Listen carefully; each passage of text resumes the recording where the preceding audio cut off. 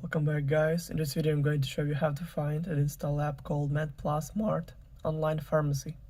So first thing first, open App Store. Just click on that blue icon right here on your home screen.